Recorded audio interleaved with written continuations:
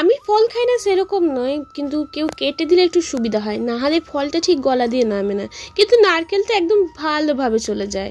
সকালবেলা মা একটা ছোট নারকেল দিল খাওয়ার জন্য, আর বাবা দিল 5 রকমের মিষ্টি। তার মধ্যে আমি মোদকের মাথাটুকু খেয়েই চলে এসেছিলাম রান্নাঘরে চান করে, কারণ গপুকে খাওয়াতে হবে।